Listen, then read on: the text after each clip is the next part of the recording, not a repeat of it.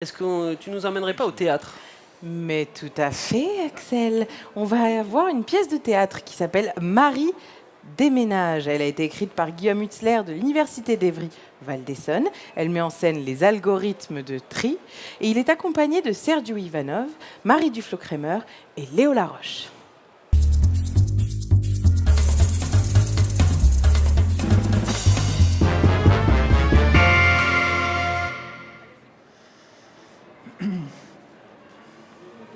C'est parti, les gars.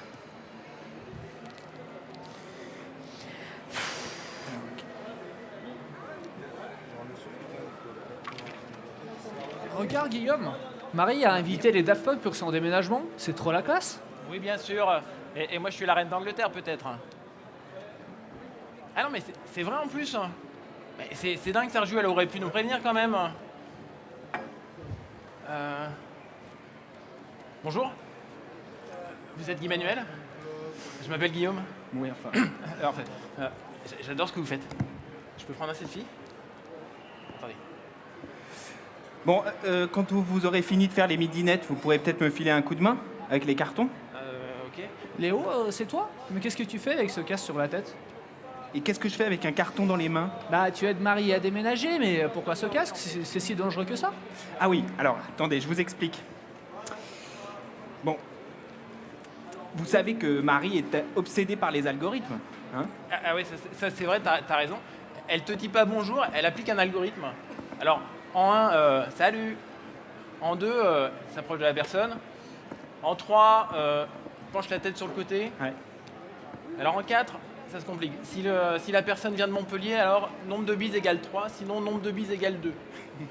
Et en 5, répéter autant de fois que de bises, approcher la tête, faire la bise, reculer la tête, changer de côté. C'est ça. dingue, hein. Exactement. Et pour son déménagement, elle a fait la même chose.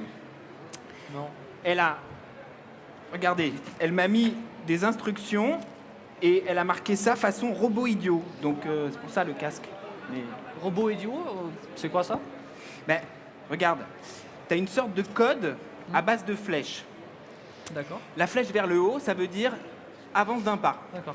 Flèche vers la gauche et flèche vers la droite, respectivement, fais un quart de tour à gauche, fais un quart de tour à droite. Ok. Et flèche vers le bas, pose le carton. Et apparemment, il faut suivre les instructions correspondant aux flèches, les unes après les autres, dans l'ordre. Ah ouais, c'est malin ça, comme ça on sait exactement ce qu'on doit faire pour chaque carton. Alors voyons voir si t'es si malin. Ok. Ça part d'ici. Ah. Tu veux le casque? Non, pourquoi?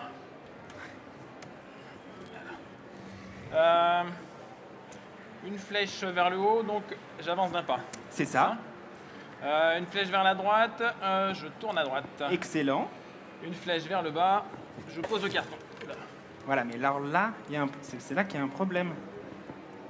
Ah bah, je vais mettre le casque. Ouais, peut-être mets le casque, ouais.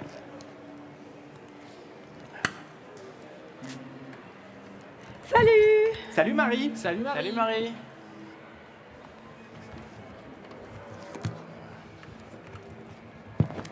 Guillaume, qu'est-ce que tu fais avec mon casque? C'est Léo, il m'a expliqué ta procédure là pour amener les cartons au bon endroit. Mais on dirait qu'il y a un problème parce que à chaque fois on se cogne quelque part. Montre-moi ça. Ouais, alors attends, je remets le casque.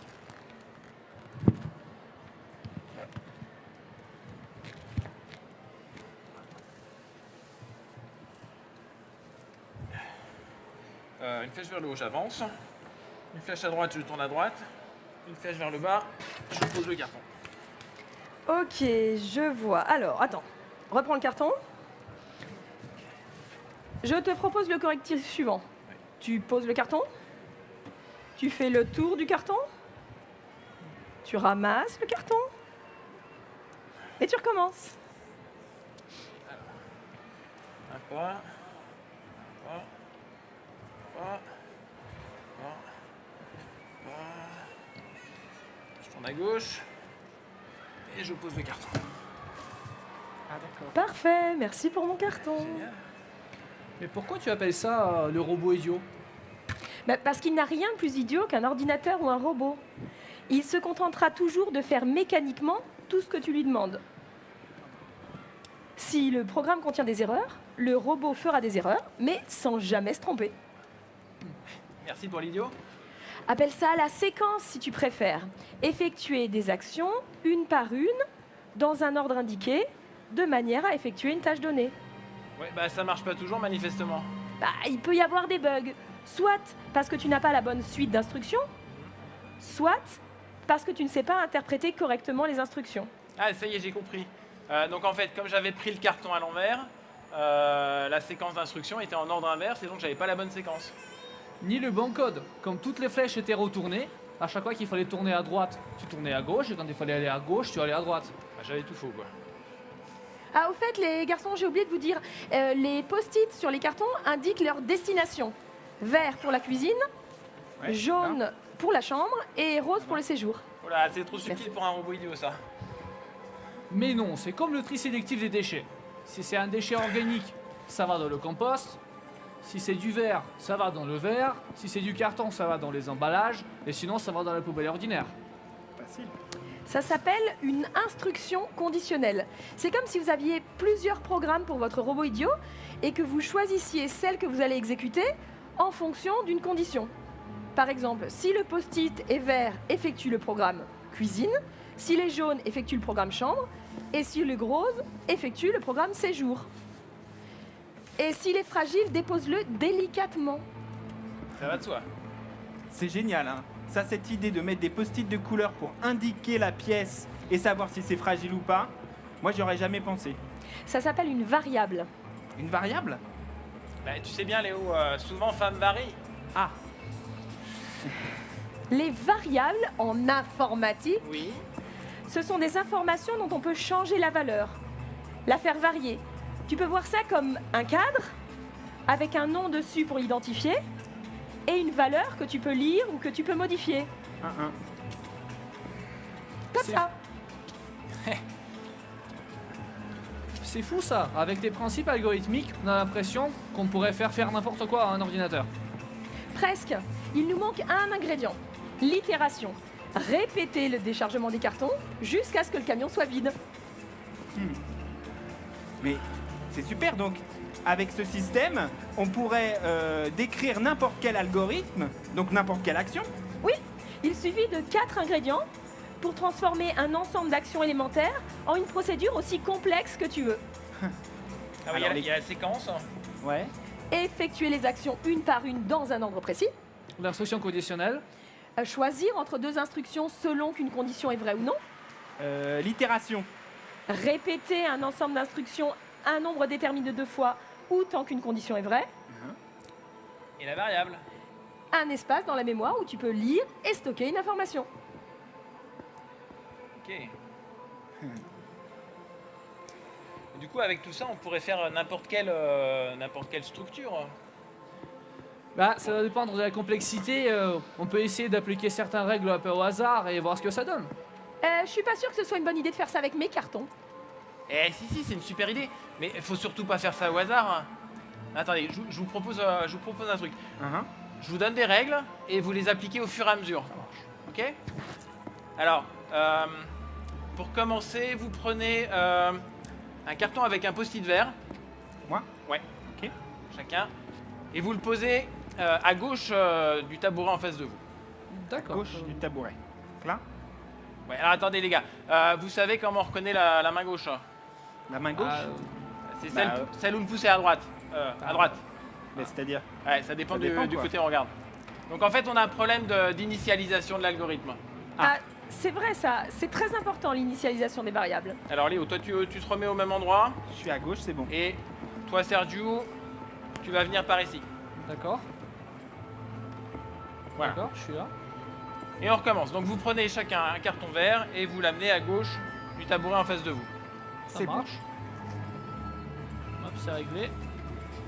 Alors, Ensuite. après vous appliquez une règle qui dit que quand le dernier carton posé est vert, on va poser dessus un carton avec un post-it rose. D'accord. Post-it rose. Là, ils sont tous J'ai un jaunes. Léo, C'est mon bassin. un petit carton. Posé dessus. Ouais, posé dessus. Tac. Alors après, on va appliquer une règle qui dit que quand le dernier était rose, On pose dessus un carton jaune Ouais. légèrement décalé, T'es vers la sûr, gauche. t'es Vers sûr où que ça va pas tomber? Non, mais on le décale un peu, mais pas trop. Légèrement. Super. Ça? Quand le dernier carton était jaune, Ouais. on pose un carton rose juste à côté à droite. À côté, à droite. Alors, carton rose à côté. Carton rose. Mais attends. Là, j'ai compris, là. On a déjà eu ce cas-là, là. Quand Ouais. on a un carton rose, on pose au-dessus un carton jaune, légèrement décalé vers la gauche. Ouais, C'est ça? Et on continue. exactement. Carton jaune. Merci Léo. Et alors, décaler légèrement à gauche. Là. Très bien. Ensuite, un carton rose. Puis un rose juste à côté à droite. Parfait. Non. Et on Bouge continue pas, Marie. jusqu'à ce qu'il n'y ait plus de carton. Je suis pas sûre que ce soit très raisonnable. Hein. On va essayer.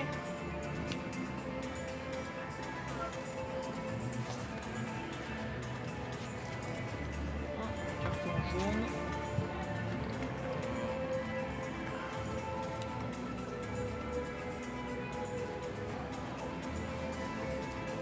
Carton rose. À droite. Carton jaune là-haut. Faites attention les gars, les derniers sont fragiles. Oui, oui.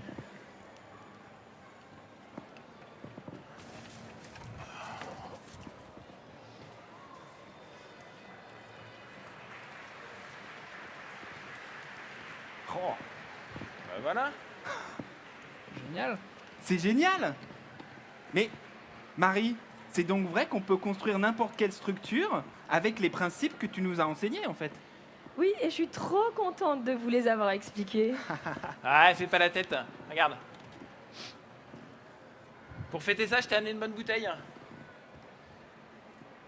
T'aurais pas un tire-bouchon pour l'ouvrir?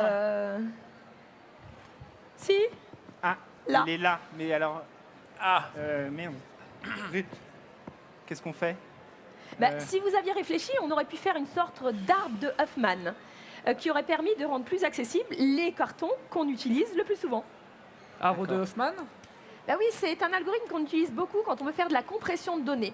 Alors d'abord, tu commences par ordonner tes cartons selon la fréquence d'utilisation. Mais Et ensuite, tu Alors, attends. commences à faire... Marie, excuse-moi, mais peut-être une méthode plus simple. Sergio et moi, on soulève légèrement à cet endroit-là, et toi, Guillaume, tu récupères, mais rapidement, le carton en dessous. Ok? ah oui, ça je sais faire. Moi, robot, c'est parti. idiot. Non, non. Non, non, Guillaume, non. Merci beaucoup. Merci. Merci beaucoup. Moi, j'espère que ça va pas nous tomber dessus, là. Hein. Non, en fait, non, c'est ça solide. tient. Je fais semblant de pas avoir D'accord. confiance, mais ils sont forts. Bon, ben merci pour cette super représentation. Je vous invite à rejoindre Axel au bar de la science qui vous attend pour débriefer tout ça. Venez, Allez-y, Guillaume Guillaume. Hutzler, on vous attend ici. On va faire un petit tour de table. Oui, Mi-code, On vous laisse le nos- déménagement, c'est une on bonne vous idée laisse en pièce de notre théâtre structure pour ou pas, s'initier ou- aux algorithmes. C'est assez ludique. On a vu les quelques principes fondamentaux. Je trouve ça assez marrant que les adultes en fait se creusent souvent beaucoup la tête pour essayer d'expliquer aux plus jeunes les principes de l'algorithmie. Et de mon expérience, après avoir vu des enfants s'y mettre un petit peu, souvent ils intuitent vraiment très très bien les principes, même presque mieux que les adultes parfois, juste en essayant et en bidouillant. Donc, mais les deux, il faut faire les deux bien sûr, mais je pense que c'est surtout après un peu de pratique que les gens qui sont dans la salle La pratique, ça comprendront un joue peu vite. mieux. Voilà, c'est ce qui fait tout. Guillaume Hutzler, bienvenue. Vous êtes arrivé au bar pendant qu'on commentait votre travail. Vous travaillez à l'université d'Evry-Val d'Essonne. Vous êtes chercheur à l'INRIA. Et vous êtes auteur de cette pièce? Non, c'est pas vrai? Je suis pas chercheur à l'INRIA, je suis enseignant-chercheur à l'université Evry-Val d'Essonne, mais je suis pas D'accord. chercheur à l'INRIA. Mais c'est pas grave. hein, Mais je- vous êtes auteur de cette pièce. Oui, co-auteur. Je voulais savoir comment vous l'aviez construite. Est-ce que vous avez fait appel à un algorithme? Non, en fait, ça s'est fait de manière un peu bizarre et en plusieurs étapes. Parce qu'en fait, Léo, là, qui joue dans la pièce, est acteur. Et en fait, sa troupe de théâtre, les ateliers du spectacle et le groupe des N+1, le principe de création de leur spectacle, ça consiste à aller dans les laboratoires de recherche et d'interroger les scientifiques sur leur pratique. Et donc, ils préparaient un spectacle sur les principes d'action, sur le thème de l'action. Et donc, ils sont venus au laboratoire à Évry et on a réfléchi en fait sur leur pièce. Et puis après, ils proposent aux chercheurs ce qu'ils appellent des impromptus pour présenter leur propre recherche. Et puis ensuite, donc on a fait un impromptu ensemble où il y avait déjà cette idée de déménagement. Et puis ensuite, dans le cadre d'un projet qui s'appelle Class Code, où l'objectif, c'est d'apprendre aux enseignants d'école primaire à transmettre cette pensée informatique, cette pensée algorithmique. On a eu l'idée de reprendre ce thème-là et de l'adapter pour présenter ces principes d'algorithmique qui sont finalement très simples. Les principes de base sont très simples. Ce qui est compliqué, c'est de bien les agencer pour ensuite développer des programmes qui peuvent être très complexes. Juste, on va le dire quand même, parce que normalement la pièce fait 30 minutes. Là, vous l'avez coupée pour la jouer ici à la Fête de la Science. Voilà. Vous abordez quoi dans les autres parties? Vous allez plus loin ou c'est juste vous avez condensé?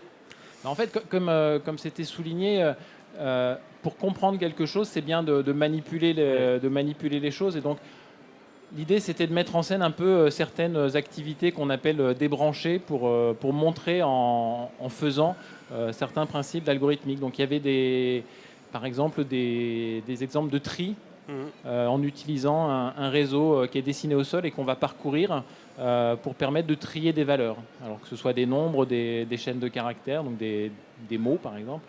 Donc il y avait ce genre d'exemple d'activités débranchées permettant de comprendre les principes d'algorithmique en faisant. Et ça, effectivement, c'est quelque chose qui marche très très bien auprès du jeune public et auprès des élèves. Donc c'est...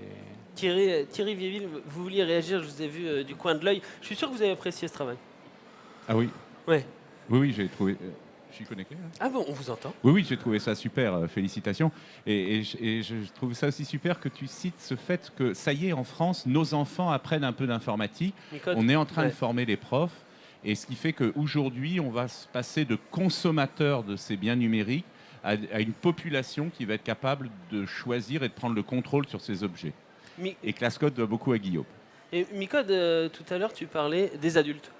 Je suis obligé de te demander ton âge après cette phrase. 19 ans. 19 ans. Donc, toi, tu penses avoir baigné dans cette génération qui comprend le code beaucoup plus vite qu'un public, je sais Je pas, crois qui a pas 10, encore. 20 ans de plus? Non, je pense c'est pas. C'est encore les plus petits? Moi, vraiment, les gens que je connais qui s'y sont intéressés de près et qui ont une vraie compréhension de la façon dont le monde numérique fonctionne, Internet et compagnie, ce sont des gens qui s'y sont intéressés en dehors des cours. Ça faisait pas vraiment partie intégrante du programme du tout. Donc le fait d'utiliser au quotidien beaucoup d'objets dans lesquels il y a du code et de l'algorithme ne nous aide pas forcément à le comprendre. Ça, c'est certain, Thierry Viéville. Non, tout à fait. Bon. Donc c'est pas une question de génération, c'est une question d'implication. Complètement. Et l'enjeu, la formation des adultes est un véritable enjeu qui est une des extensions de ce projet Class Code qu'a cité Guillaume. Alors, quand on essaie de voir ce que peut faire un algorithme, là, on a vu classer sur scène, on a vu déplacer des choses. Ça, c'est vraiment les briques de base. Est-ce qu'on peut imaginer aller plus loin, c'est-à-dire mettre en scène des choses très complexes qu'arrivent à faire les algorithmes? Vous avez essayé d'y réfléchir quand vous avez construit la pièce? Oui et non, c'est-à-dire que le principe de l'algorithmique, finalement, c'est comme le langage. Tout le langage, il est construit sur la base de 26 lettres qui constituent l'alphabet. Et sur la base de ces 26 lettres, on peut construire de la littérature extrêmement recherchée, ou bien on peut simplement annoncer des mots. Là, c'est le même principe en informatique. Vous avez ces 4 principes qui permettent de construire un programme, et sur la base de ces 4 principes, on peut construire des choses, j'allais dire arbitrairement complexes. C'est pas tout à fait vrai, puisque Alan Turing, en 1936, il a montré qu'il y a certaines choses qu'un ordinateur ne pouvait pas calculer, et on en est toujours au même niveau. C'est-à-dire que, les choses dont Turing a montré qu'on ne pouvait pas les calculer, on ne sait toujours pas les calculer. Mais par contre, on peut construire des programmes extraordinairement complexes pour faire des choses extraordinairement complexes également.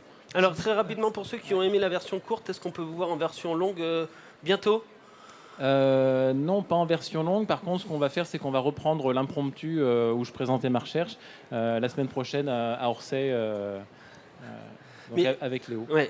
Michel Buffat, je vous laisse l'anecdote, mais il faut qu'elle soit très courte et après on. Juste une on anecdote. conclut. J'étais il y a quelques années à une conférence à San Diego où on expliquait des algorithmes très compliqués et que dans les conférences de chercheurs, on aime bien s'amuser aussi. Puis il y a des chercheurs qui ont mis en scène un des algorithmes beaucoup plus compliqué que ça, avec une trentaine de personnes sur des chaises qui se baladaient sur la scène. Et effectivement, avec une caméra qui filmait tout de dessus, c'était très visuel et ça a intéressé tout le monde parce que c'était un algorithme réputé extrêmement compliqué.